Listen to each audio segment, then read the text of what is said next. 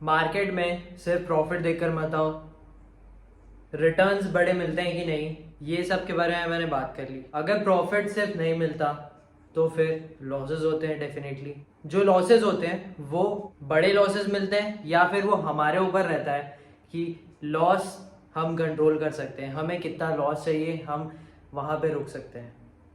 जैसे एक लिमिट होती है ना, वो सेट कर सकते हैं कि नहीं, तो डेफिनेटली वो सेट कर सकते हैं। इसको समझते हैं रिस्क टू रिवॉर्ड रेशियो से। इसका सिंपल सा मतलब ये होता है कि आप कितना रिस्क लेने के लिए तैयार हो उस अमाउंट पे जो आप ट्रेडिंग के लिए लेकर आए हो अपना टारगेट प्रॉफिट कमाने के लिए। ये जो रिस्क है ये बहुत ज़्यादा इम्पॉर्टेंट है, और ये सिर्फ इसलिए इम्पॉर्टेंट नहीं है कि एक आपका सेट लॉस रहेगा, आपका जो लॉस है वो बड़ा नहीं होगा। ये इसलिए भी इम्पॉर्टेंट है क्योंकि आपकी मेंटालिटी पे ये डायरेक्ट इम्पैक्ट करता है। कैसे? जब आपका अमाउंट जो आप लेकर आए हो वो एक लॉस में जाएगा ना, तब आपको दिमाग में ये लगेगा कि यार मैं लॉस कर दिया हूँ, या फिर मैं इतना सॉर्ट ऑफ अमाउंट लेकर आया था और इतना लॉस हो गया है, अब मैं आगे कैसे जाऊँगा, नेक्स्ट स्टेट कैसे जाऊँगा। तो उसमें बहुत सारी चीज़ें हो जाती है, हम जल्दी करने लग जाते हैं या फिर दिमाग चलता नहीं है, हमसे रेड में अमाउंट लिखा रहता है उस पर ध्यान देते रहते हैं। तो उसके वजह से क्या होता है कि जो भी हमारा नेक्स्ट सेट टारगेट भी होगा ना प्रॉफिट के लिए, या फिर हम चार्ट में जो भी देख रहे हैं उसके लिए हम प्रिपेयर नहीं हो पाते। तो इसीलिए जो रिस्क है आपका वो एक सेट होना चाहिए, एक मेजर्ड होना चाहिए कि आपका एक सेट प्रॉफिट होगा और एक सेट रिस्क होगा।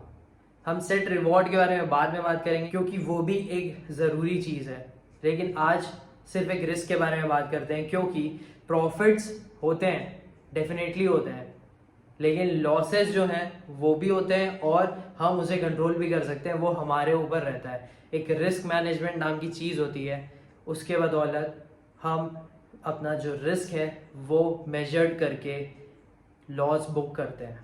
अब वो हमारी प्लानिंग पे भी डिपेंड करता है कि हमें कितने ट्रेड्स लेने हैं या फिर हमारा क्या अमाउंट है और मैं सिर्फ इतना लिमिट का लॉस मार्केट को आज दे सकता हूँ। रिस्क बहुत ज़्यादा इम्पॉर्टेंट है। इसे एक सिंपल चीज़ से समझते हैं। बिजनेस में आप कितना खर्च करने के लिए तैयार हो, जिस तरह आपका जो भी सेट टारगेट होगा कमाने का, तो वो आपको खर्चा जो है ना वो रखना पड़ेगा। बहुत कुछ आता है उसमें, कॉस्टिंग आती है, पे करना रहता है, जो भी एक बिजनेस के लिए इम्पोर्टेंट रहता है। वैसे ही ट्रेडिंग में आप एक ट्रेड के पीछे कितना खर्च करने के लिए तैयार हो एक सेट टारगेट अचीव करने के लिए। आपको रिस्क तो लेना ही पड़ेगा, और ये हर फील्ड में होता है, रिस्क लेना ही पड़ेगा। जब आपका प्लान रिस्क होगा आप थोड़े ज़्यादा फ्री रहोगे ट्रेड्स लेने को। आप ये नहीं सोचते रहोगे कि मैं इतने लॉस में निकाल दूंगा या फिर कहाँ तक लॉस हो जाएगा। जब आप एक सेट रिस्क लेकर चलो, एक आप सोच के रखो कि मैं इससे ज़्यादा लॉस नहीं दूंगा, वो चीज़ आपको माइंड से फ्री रखेगी और आपको फोकस करने में हेल्प करेगी कि आप ट्रेड पे ज़्यादा ध्यान दो, ना कि ये एक अमाउंट लॉस हो गया फिर वो उससे ज़्यादा हो गया। तो क्योंकि लॉसेस भी बहुत ज़्यादा बड़े होते हैं, प्रॉफिट आने में थोड़ा टाइम लगता है, लेकिन जो लॉस है वो कभी भी कितना भी बड़ा हो सकता है। इसीलिए आपको गिरने से बचने के लिए मेजर्स रखने पड़ेंगे। तो इसीलिए मार्केट में प्रॉफिट देखकर आते हैं एंड लॉसेस करके चले जाते हैं, लेकिन मार्केट में प्रॉफिट देखकर आओ, रिस्क समझ कर आओ कि मैं कितना अमाउंट लगा सकता हूँ जिस तरह मुझे अफसोस नहीं होगा।